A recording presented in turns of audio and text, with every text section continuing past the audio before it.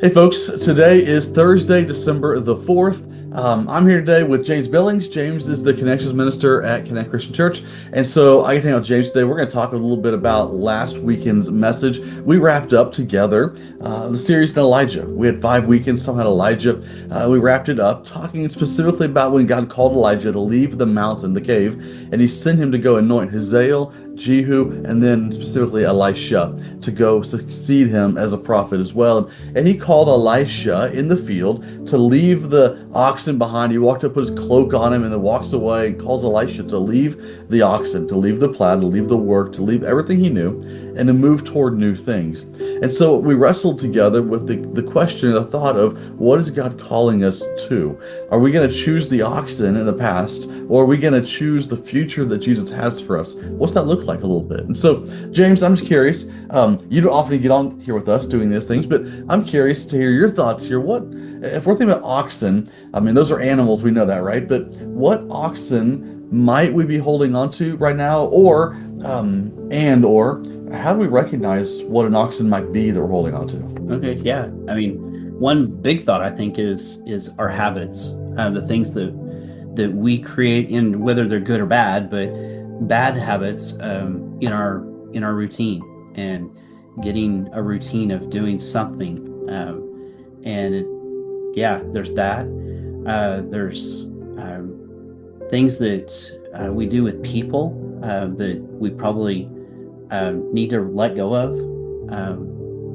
Jokes, whatever it might be, those kinds of things. Yeah, Yeah. those are good things. I just had lunch. So we're recording this on Wednesday, the day before it airs on Thursday, and I had lunch today with somebody. In fact, they're just talking about getting stuck in cycles of habits, right? And he used the word like, I feel like I'm just in this rut of I do the same thing. I don't like it, but I keep doing it over and over and over again in a rut. Is that Yeah. this kind of thing? Yeah. Yeah. Yeah, absolutely. Rut is a good example of that, of just being in a trench and trying to get out of that, but you can't. It's like a car stuck in the rut there. So I think about people that we hang out with, to influencing us in the wrong ways, and whether it's attitudes or the way that we say things, words we use, and allowing them to influence us on that, and not being the influencer. So Yeah, I heard. I've shared this before, I think on here even, that a guy named Jack Welch once speaking about getting out of the pile of people that we're surrounded by, because those people's friends and coworkers, they can pull us a direction too that we don't want to go in, right? And they pull us back to our back, the past, the before that we want to walk away from. And I remember there was a time I was speaking to teenagers. This has been, man, it's probably 15 years or more ago.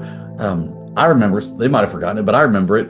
Back when my kids were little, and we had tons of stuffed animals in the house, right? So I had this big trash can full of stuffed animals, and I had one that I set on the ground on the stage, and I talked about that's you, that's your life, and the problem is that we never have a clean thing to work on. We're always surrounded by things. And I took this trash can, and I just dumped all these animals out on top of it. You couldn't see the first one, the original, anymore, and I talked about how everything that's dumped on all the people, all their habits, their vices, their things, those cloud who we are, right? It pulls back. And sometimes letting go of those friendships is really hard.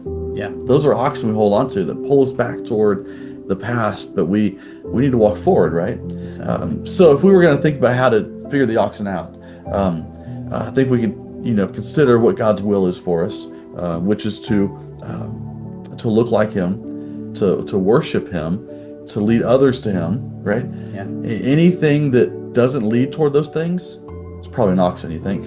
exactly. It probably is. Yeah. That's a good one. Question number two. Let's go on, move through this here. Question number two. James, where do you think, or how would we figure out where God might be saying go in our life right now? How do we know when He's saying go to us, and where do we need to go? That's a good question.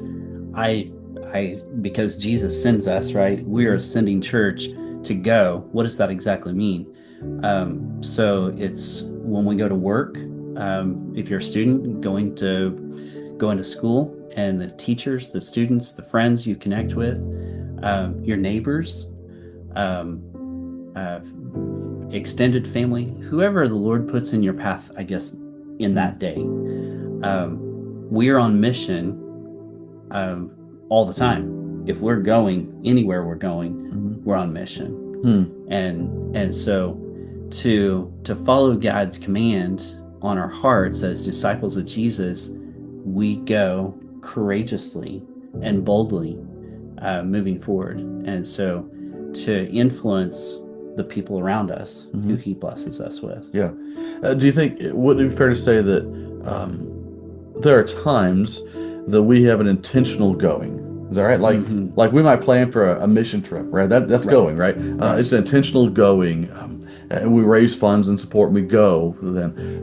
But it's not always what going is. Right. Sometimes it's intentional still, but it's not like across the nation to overseas. It's going to a neighbor, you meant to say these things a minute ago, but I wonder too if there's times that it's I don't know the word, not incidental, opportunistic going. Is that fair? Yeah.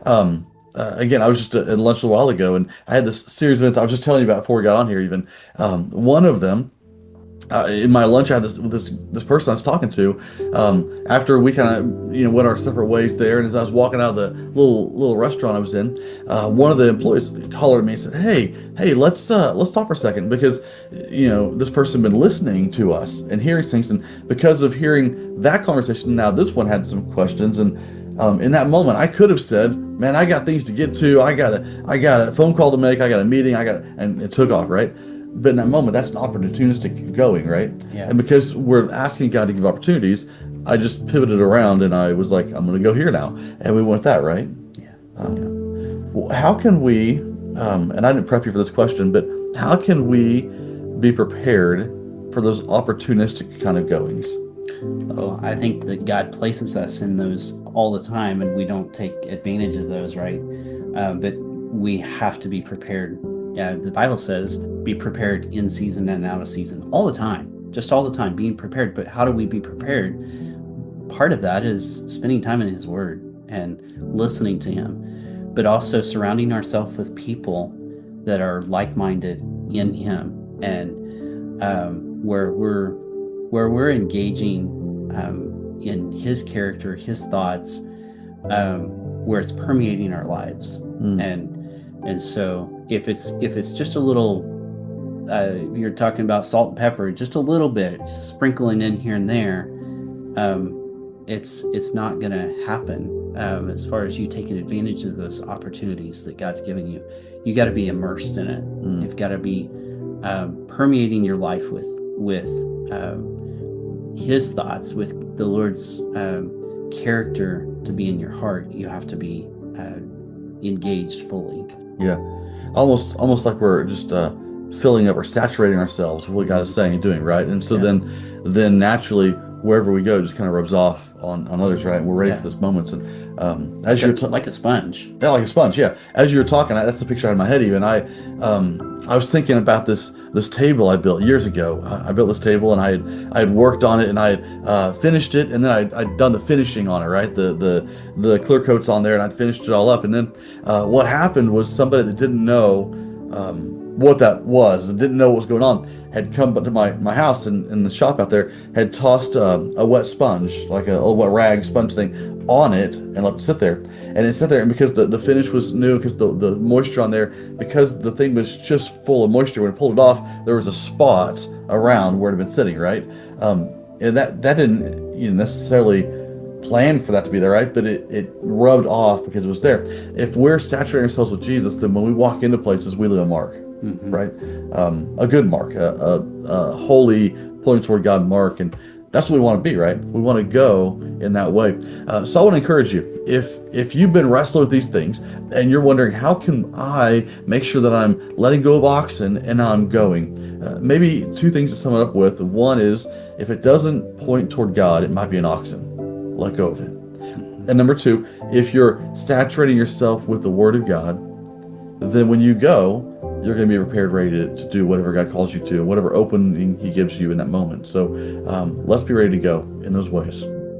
This weekend, we're going to start a brand new series in Christmas. It's called Clarifying Christmas. Christmas has become about a whole lot of things that it never was meant to be about, right? It's become about just the mythology of Christmas and the gift giving and the money spending. And, we just came off Black Friday and it's Cyber Monday, Small Business Saturday. It's all about the dollars and all the things. But Christmas is about Jesus. And we want to clarify that this year for what it means for us. And so this weekend, we'll start our first message in the series, Clarifying Christmas. It'll lead us right up to Christmas Day, and it'll be a fun time. Hope you'll join us this weekend, every weekend in the December season. And then we have a Christmas Eve gathering at Carl Junction on Christmas Eve at 4 and at 6. We have two of them that night. And we have a Christmas Eve gathering at our North Heights one at 6 p.m. Those will be identical gatherings. I'd love for you to be at one of those as well. And just plan to make this Christmas season one where you clarify it and you point it to Jesus so that you're prepared to go wherever he calls you to when he sends you. Church, hope you're having a great day. Hope you'll wrestle with these things. Until we see you again, you are sent. Go and serve the Lord.